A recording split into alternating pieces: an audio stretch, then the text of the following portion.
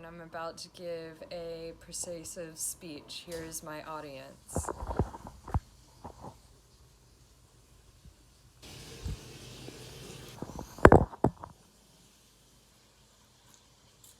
Today I will be giving a speech about the rights of Indigenous people.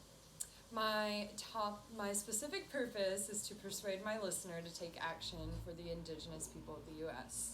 My thesis statement is the Indigenous population of the U.S. needs our help to ensure fair treatment. Here is my introduction. The Indigenous population of the U.S. did not have rights until 1924, even though they were here before the U.S. was colonized.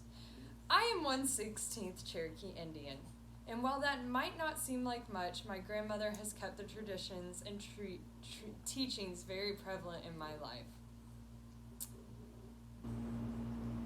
This is relevant to you because I believe that the beginning of the modern civil rights movement is dawning on us, and it is time that we also shine light on the Indigenous people of the U.S. So today I will be explaining to you why there is a need for change for these people and their communities, and how you can enact change to be a better ally. Indigenous people around the world have their trials and tribulations, but the ones in the U.S. can obtain help from people like us. The problem is that there's a lack of understanding from the American public that has been denying the harrowing history of Native people. We must counter the stereotypical mainstream narratives about Native people by increasing visibility of actual Indigenous communities. Another issue that major strides have not been taken for since 2007, when the Declaration on the Rights of Indigenous People was passed. I will now discuss why change must happen. Indigenous people need change. Our natives crave action on land rights, education, justice, and more. Land has and always will be a soft spot for natives, as it was stolen from them. Their land should be returned to them just as easily as it was stripped from them in the 1800s. Another matter is education.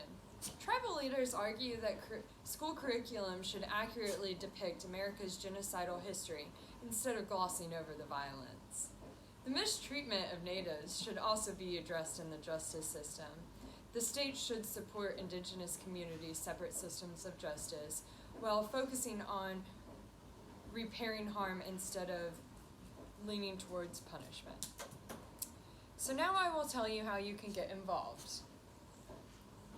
Here are some suggestions for specific actions you may take to be an ally to the Native communities.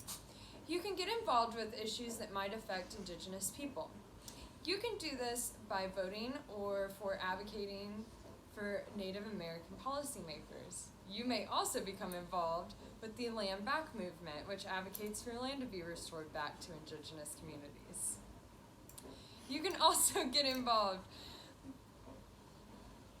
Another way you can get involved is by direct action. This can be done by attending protests and other forms. I'm so sorry. The most important way to get involved is by fact-checking the Native narrative. We must hear the voices and history of the Natives to better understand what they have been through and how we may help. These actions can be done in small or large ways, but any action can lead one step closer to change. My summary statement is that I have explained to you the great need for action for the Native communities, how you may go about this action by becoming an ally, and why it's important.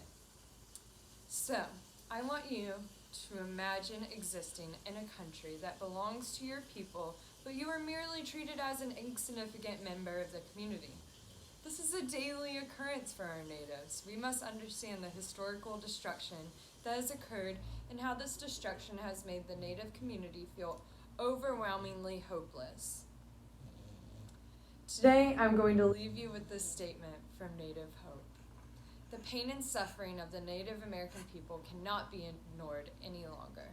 We have to acknowledge the huge barriers that exist that work to keep young natives stuck in the same cycles of abuse and poverty as have existed for generations. In order to move forward into a new era of hope, we must confront and understand the enormous destruction and suffering that has been caused by centuries of discrimination and hardship.